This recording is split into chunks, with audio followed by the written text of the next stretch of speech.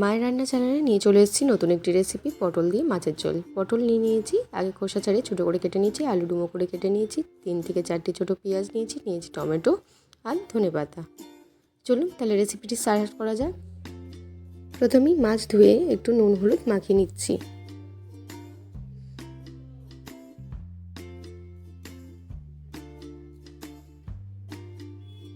চলুন এবার কড়াইটা বসিয়ে দিয়ে দিলাম সর্ষের তেল। তেল গরম হয়ে গেছে, এক এক করে মাছের পিসগুলো দিয়ে দেব, দিয়ে ভালো করে ভেজে নেব। এক সাইডটা ভেজে নিলে আবার এটাকে চেঞ্জ করে উল্টে ভেজে নেব। দেখুন মাছগুলো লাল লাল করে ভেজে নিচ্ছি।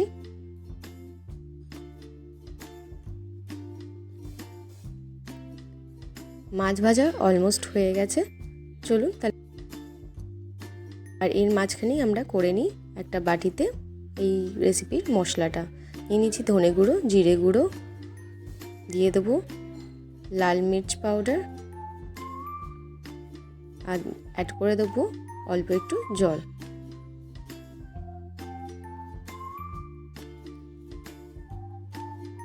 দিয়ে এটাকে মিক্স করে রেখে দেবো।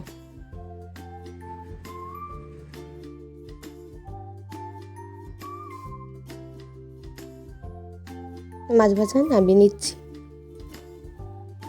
এরপর এই তেলেই আগে পটলগুলো ভেজে নেব। চলুন তাহলে পটলের টুকরোগুলো অ্যাড করে দিই, দিয়ে অল্প একটু নুন হলুদ দিয়ে ভেজে নেব।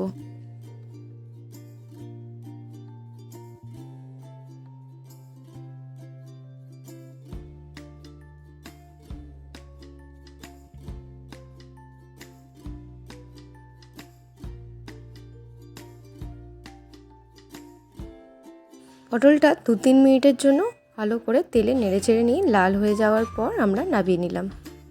এরপর আমরা আবার অল্প একটু তেল অ্যাড করে দেবো কড়াইতে, আর তারপর তেলটা গরম হয়ে গেলে এতে অ্যাড করে দেবো কেটে রাখা আলুর টুকরোগুলো। এবার আলুটাকেও আমরা কিন্তু ভালো করে ভেজে নেব। দিয়ে দিলাম অল্প একটু হলুদ গুঁড়ো।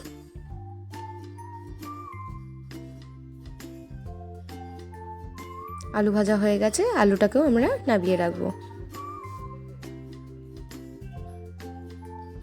এবার এই তেলে দিয়ে দিলাম কেটে রাখা পেঁয়াজ কুচি, দিয়ে পেঁয়াজটাকে ভালো করে ভেজে নেব।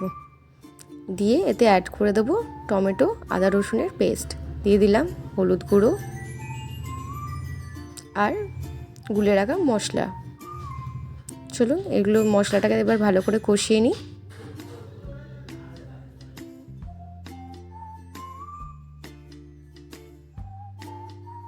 মশলাটাকে কিন্তু ভালো করে কষিয়ে নিতে হবে, কারণ এর ওপরেই ডিপেন্ড করবে এই রেসিপির টেস্ট।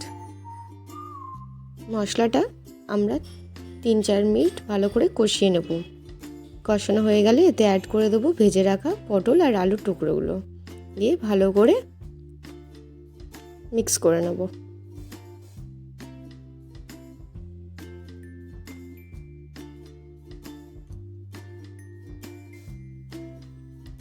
ভালো করে কষানো হয়ে গেছে মশলার সাথে। এবার অ্যাড করে দিলাম পরিমাণ মতো জল।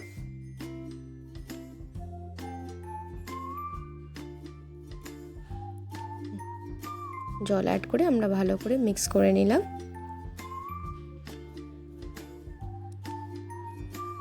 এরপর আমরা অ্যাড করে দিলাম পরিমাণ মতো নুন। নুন আমরা আগেও অ্যাড করেছি, তাই অল্প একটু নুন অ্যাড করে দিলাম। করে এটা আমরা কিন্তু 5 মিনিটের জন্য লো ফ্লেমে ফুটতে দেবো। চলুন 5 মিনিট হয়ে গেছে, দেখতেই পাচ্ছেন যে আমাদের এই রেসিপিটি অলমোস্ট শেষের দিকে। চলুন তাহলে আলু সেদ্ধ হয়ে গেছে, তাহলে চলুন মাছটা অ্যাড করে দেওয়া যাক। এক এক করে মাছের টুকরোগুলো কিন্তু আমরা অ্যাড করে দেব। মাছ অ্যাড করার পর আরও 1-2 মিনিট ফুটিয়ে আমরা কিন্তু গ্যাস অফ করে দেবো।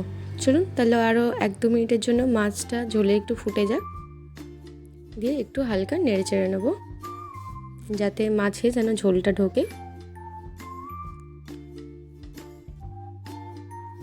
এই রুই মাছের ঝোল আলু পটল দিয়ে মানে খেতে গরম ভাতের সাথে খুবই সুস্বাদু লাগে।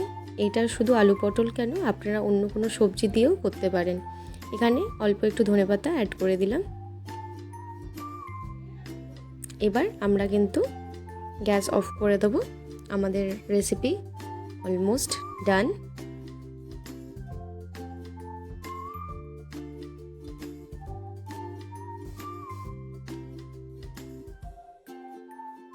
চলুন তাহলে এবার সার্ভ করে নিই আমাদের সার্ভিং বলে।